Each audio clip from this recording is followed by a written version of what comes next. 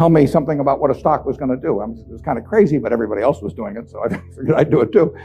Sometimes you'd turn the chart upside down, it still wouldn't help. Then in 1949, I read The Intelligent Investor by Ben Graham. I'd never heard of him up till then. And there are really only 2 chapters in that book that are the key to it. But they set my philosophical framework for investing in 3 ways. They're so basic and so simple, it's hard to understand how they could be that important, but the 10 Commandments are simple. The first is that a stock is part of a business. I mean, you can't think of a stock as something different. You value a business, and then you divide by the shares outstanding. But what you have to think about is what kind of a business are you getting into, what are its economic characteristics, who are its competitors, what's its management like, all of these things that relate to a business instead of a little ticker symbol. I used to know when I was 11 or 12 the ticker symbols of every company virtually on the New York Stock Exchange. I could mark the boards at Harris Upham, but I didn't know anything. I mean, I knew that X was U.S. Steel and T was AT&T and so on, but I didn't know anything. I didn't know what was behind them. So I had to start looking at these little symbols or these little names in the paper as businesses and decide, how do you value a business? What counts? The second thing in the book is that Graham gives you a marvelous set point in terms of how the investor should react to stock market fluctuations. He talks about his mythical Mr. Market in chapter 8. And there's been no better thing written in terms of the investor's attitude toward stock prices. Most people react the wrong way to stock prices. I mean, they feel good when their stocks go up, they feel bad when they go down. They think the stock market is there to instruct them. And Mr. Market is this partner you have in investing. He's a remarkably obliging partner. This guy comes around every day and he tells you what he'll pay you for your interest in the business or what he'll sell you more at the same price. Nobody ever does that in private business. If you and I owned a gas station together, and I said, every day I want you to come in and offer me your half interest in the station, and I can either buy your half or sell you my half at the same price, and you have to come in every day and do it, you'd be at a terrible disadvantage. And you'd be at a particular disadvantage if you're Mr. Market in the market, because Mr. Market, our friend in the market who obligingly gives you those figures every day, different figures at the end of the day and the start of the day, but he's naming a price at which you'll either buy or sell. The beautiful thing about him is that this guy is an alcoholic manic depressive.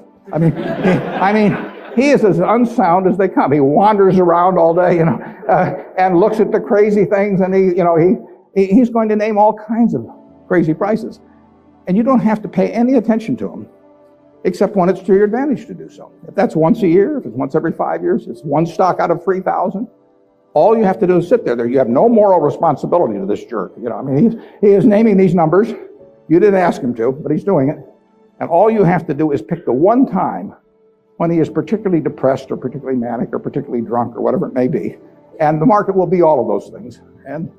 And you take advantage of it. And that's what's remarkable about stocks, if you think about it, is that if you look at the high and low on all of these American companies for the last year, you'll see case after case after case where the high is twice the low.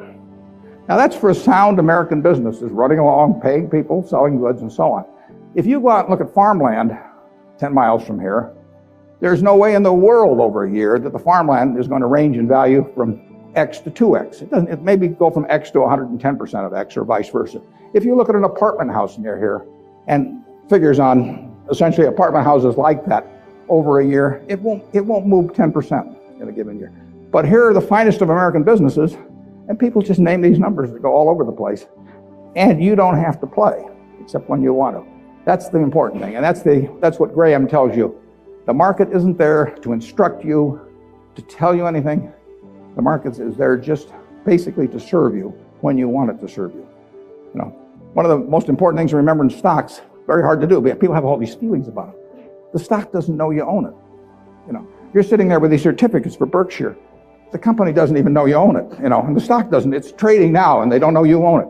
So it has no feelings about you. I mean, you've got all these feelings about it, but it's just part of a business. If Berkshire is worth 75,000 times 1.5 million shares, roughly 110 billion or something like that, it's a good investment. If it isn't, it's a lousy investment. And you have to value the business. And Graham, it's amazing, but people don't do that in Wall Street. You hear price targets or that kind of thing, but you'd see no one write a paper that says, here is the nature of this business over the next 20 years, What should that business sell for? Forget about what it's selling for. In fact, one of the things I always like to do when I'm looking at investments is I like to look at them without knowing the price. Because if you see the price, it automatically has some influence on you. If you just sit down with the reports, if I get an idea about looking up a company and I get the 10Ks and so on, I would rather not know the price because I'd rather value it without knowing the price. When I used to handicap horses when I was a kid, one of the things I would do is I'd get the racing form ahead of time. And if there were 9 horses in a race, we'll say, obviously the probabilities of each one winning the race had to add up to 100%. I mean, one horse was going to win the race absent a dead heat or all of them dropping dead on the backstretch.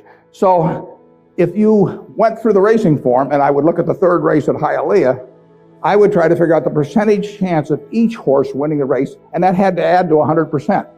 Then I would compare those percentages to the odds. But first of all, I wouldn't look at the odds first.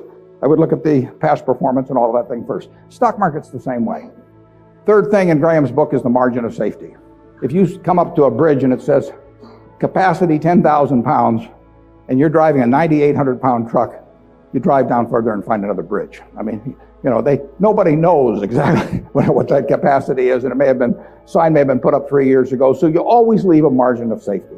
You don't try to cut things that close. You wait till something kind of shouts at you in the stock market. And with those 3 principles, you can build all kinds of structures on that. But that's the foundation. And if you've got that in mind, and that's in the intelligent investor, I've never found anything that remotely compares with it.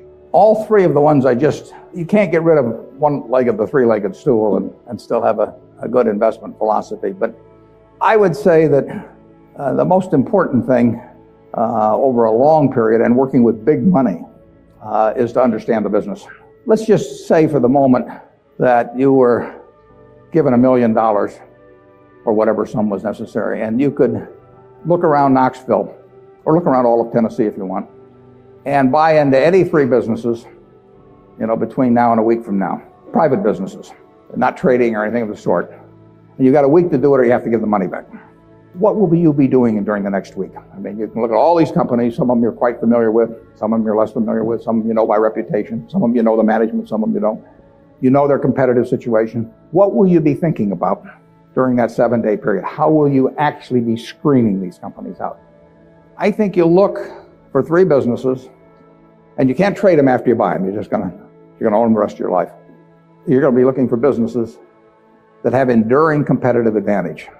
You don't want to buy a Burger King franchise just because nobody's come within 10 miles of it yet, because Wendy's and McDonald's and all of those will be there pretty soon. I mean, it isn't necessarily who's earning the most money now. You're going to look for something with enduring competitive advantage.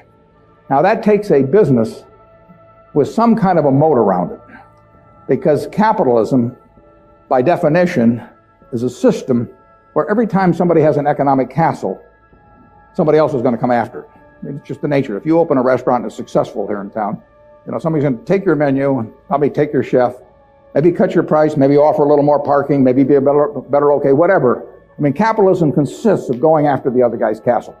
If that's the case, you want a castle with a big moat around it. And there's a lot of ways you can have a moat around something. You could have it by patent protection. You could have it by location in certain areas. I mean, if you have something in people's mind, like Coca-Cola, 6 billion people in the world, practically all of them have something in their mind about Coca-Cola, largely favorable.